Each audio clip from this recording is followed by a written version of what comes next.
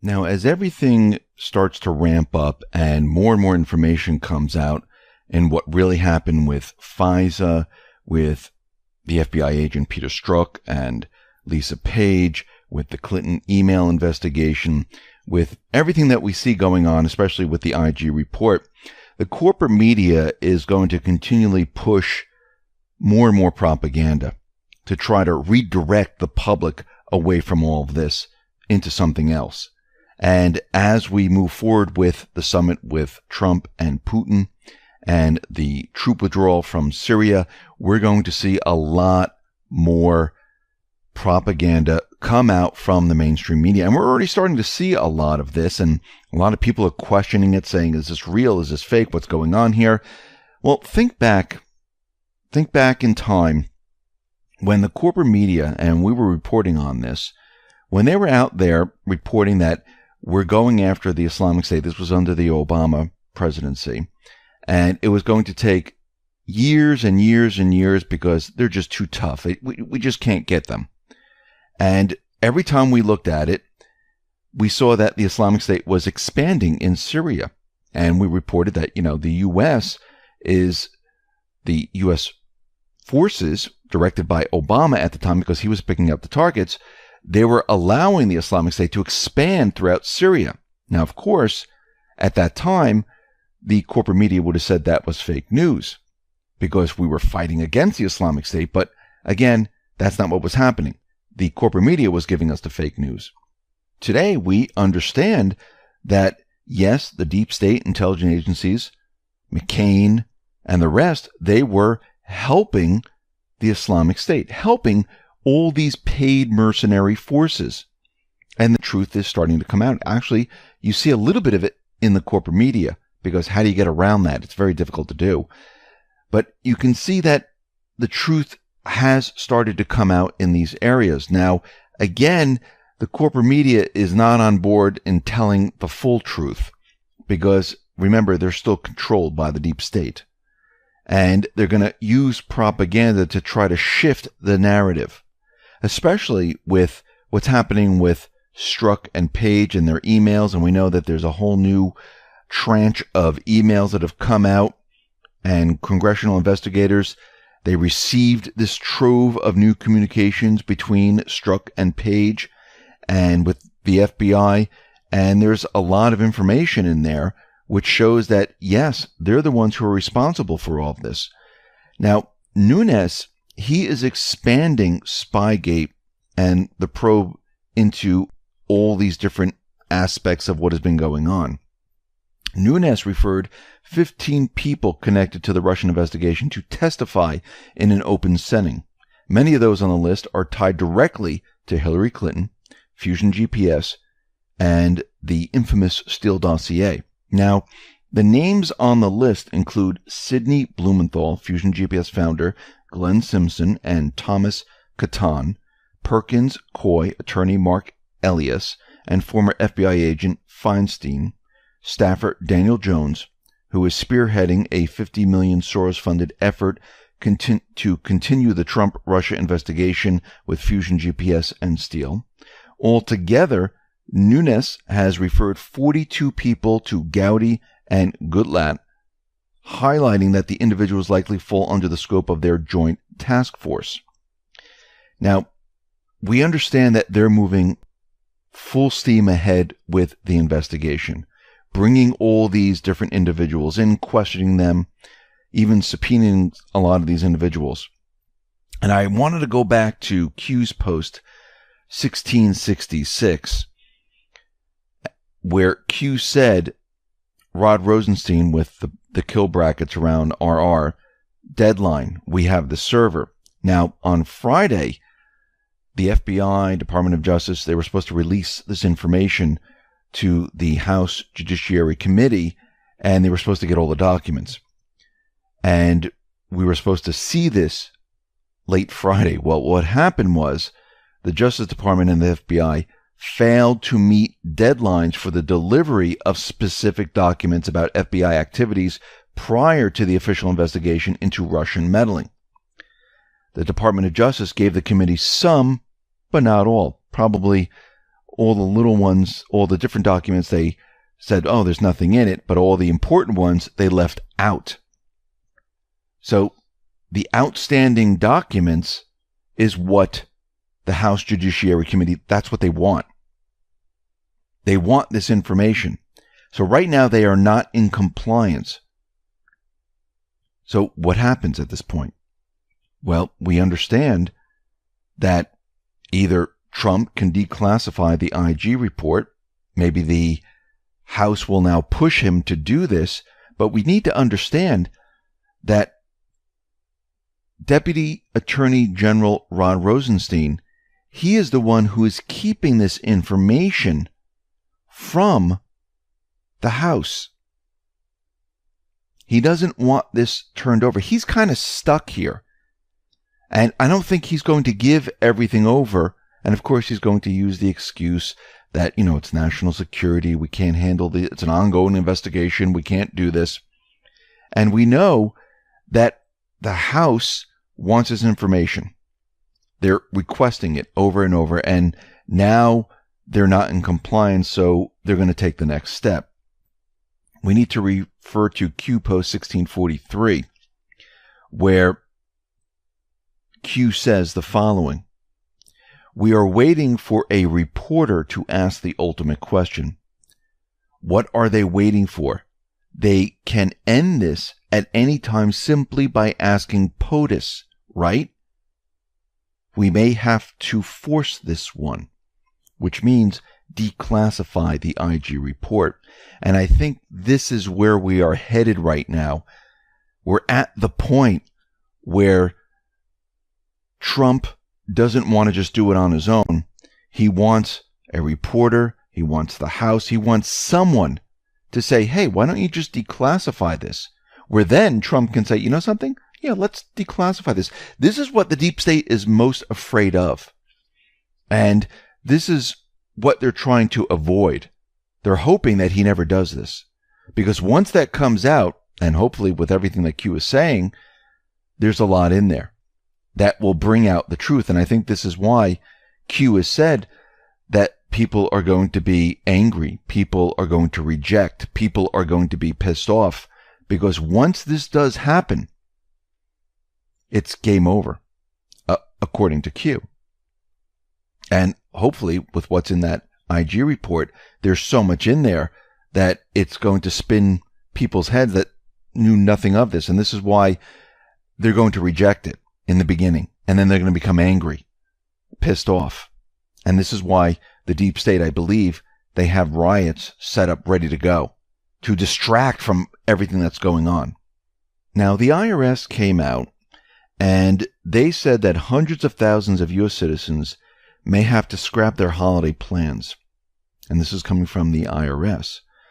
They're saying they're going to enforce a law allowing authorities to revoke and deny passports to those owing over $51,000 in unpaid taxes.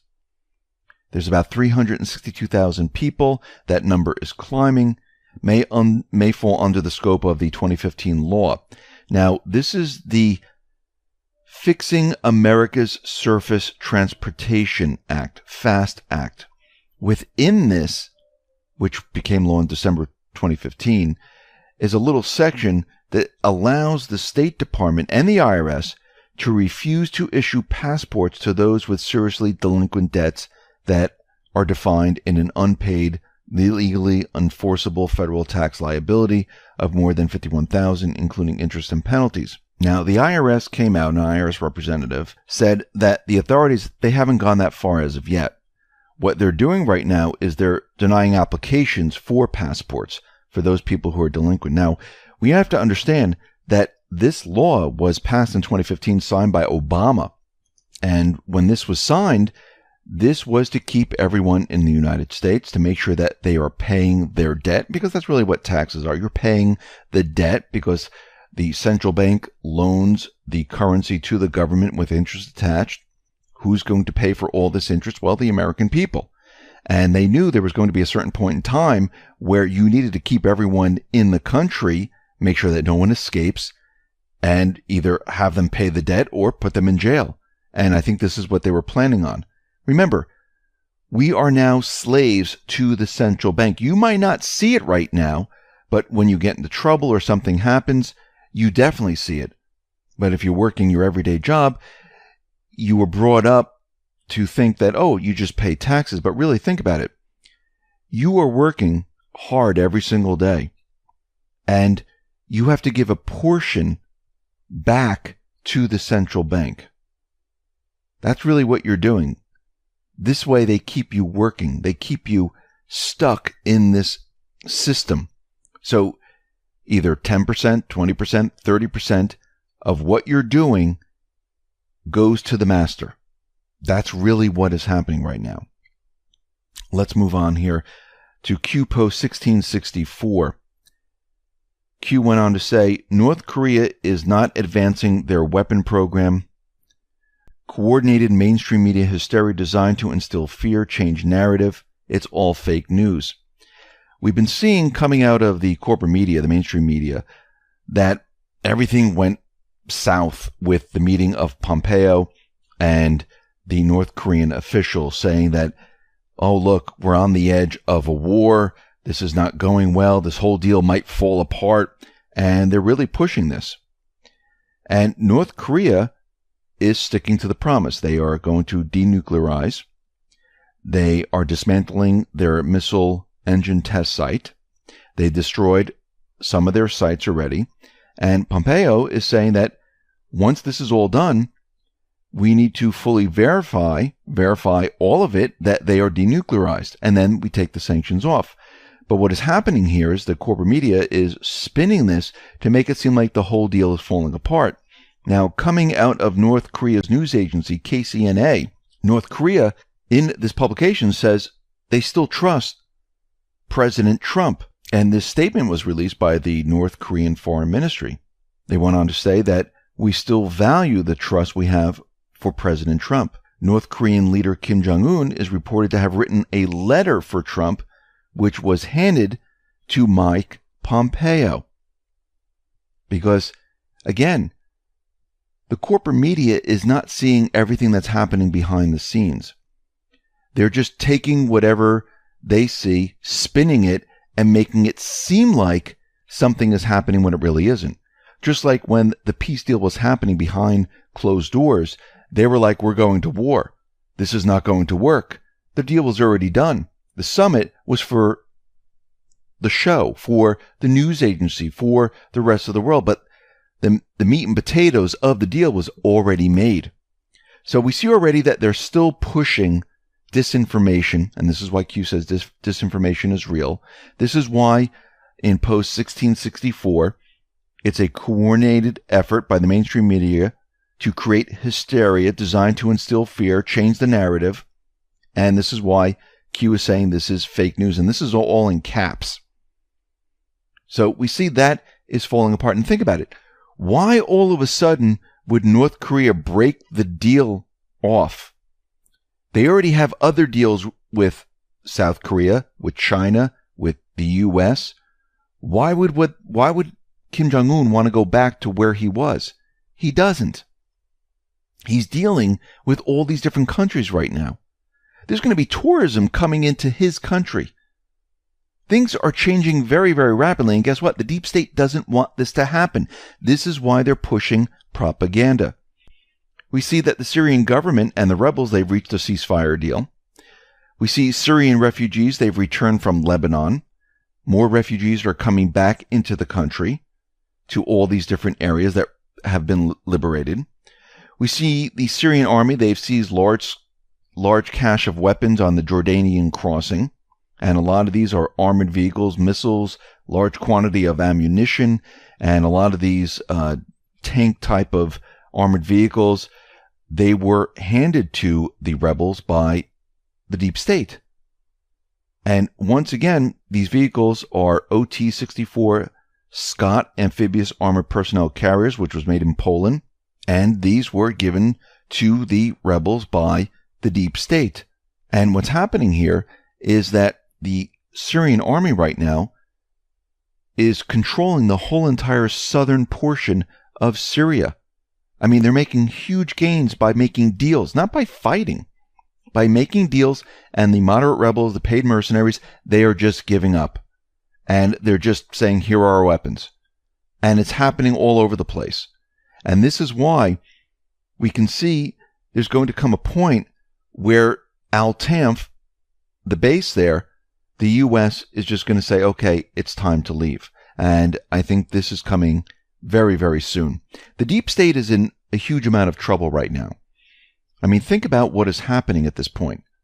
They're going to be using a lot more propaganda to try to convince the American people that things aren't really happening the way they're happening. They're trying to distract everyone. It's disinformation. They're trying to divide people. They're trying to separate and say, oh no, look, we're going to war with North Korea once again. North Korea is going to break off the deal. So whatever Trump did with the summit, it just didn't work. They're trying to divide the American people. They're trying to put out disinformation. They're trying everything they possibly can to shut it all down. Leading up to the meeting with Trump and Putin, I'm sure, or during the meeting, I'm sure we're going to see a lot more disinformation, because this is what the mainstream media does with anonymous sources and everything else. And we can see at this point, they are stuck. This is all they have left, is to push emotion, to push fake stories, to push the idea that things aren't really happening the way they're happening. But they are. And we can see it in Syria. We can see it in Iraq. We can see it in North Korea. We can see that finally Putin and Trump are going to meet. The whole thing's falling apart for the deep state. The next phase is to release the IG report, declassify it, and shut it all down. And you know what? It's time to do this. It's time for the American people, the world, to learn the truth. It's time to declassify it all. And you know what? Yes, people are going to be angry. Yes, the mainstream media is going to push riots. Yes, people are going to reject it. But once again, the truth, you really can't knock it down. The truth will stand up to all of it. And it's time to put the truth out there. It's time to show everyone what has been really going on here.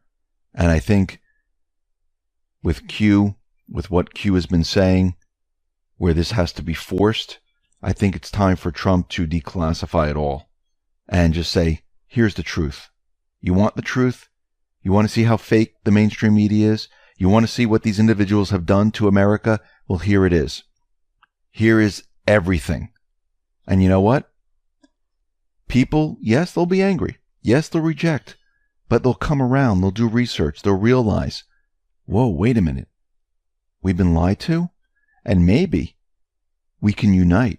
Maybe we can come together and point the finger at someplace else where it needs to be pointed. The deep state, the intelligence agencies, these individuals that have been trying to convince the American people that they are the holders of truth, that their truth is the real truth. Well, let's get the hard evidence out there. Let's get all of it out there and show that these people are actually liars and they haven't been telling the truth.